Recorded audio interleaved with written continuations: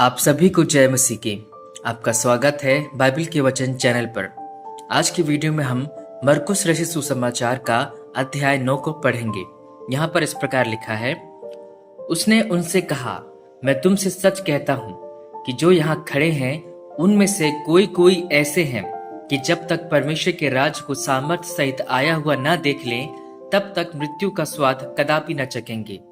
6 दिन के बाद यीशु ने पतरस और याकूब और यूहन्ना को साथ लिया और एकांत में किसी ऊंचे पहाड़ पर ले गया।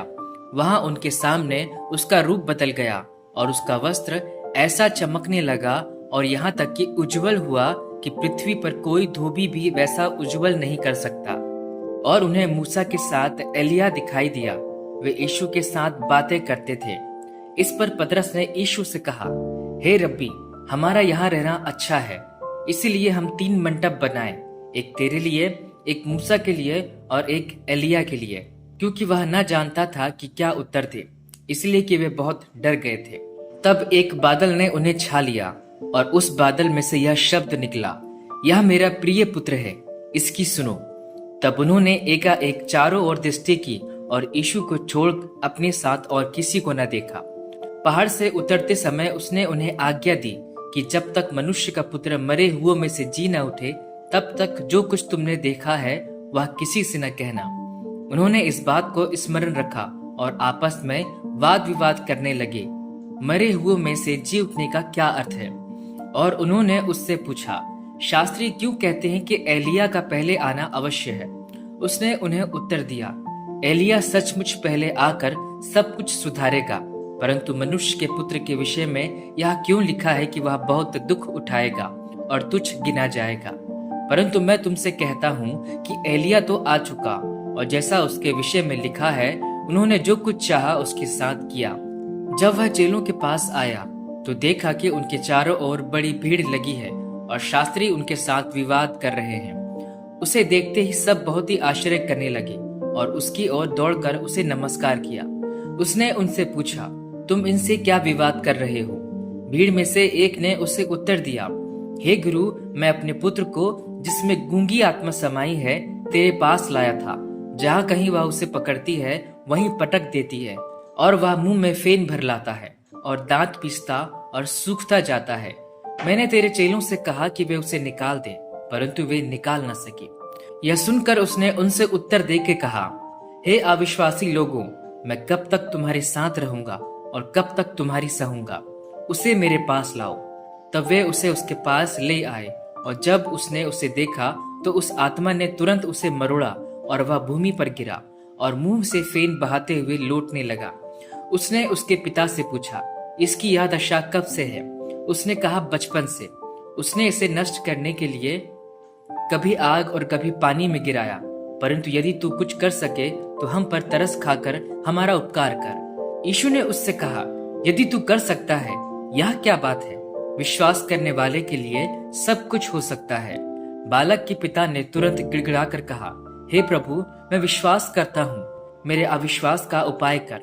जब यीशु ने देखा कि लोग दौड़कर भीड़ लगा रहे हैं तो उसने अशुद्ध आत्मा को यह कहकर डांटा, हे गूंगी और बहरी आत्मा, मैं तुझे आज्ञा देता हूँ, उसमें से निकल आ और उसमें फिर कभी प्रवेश न करना।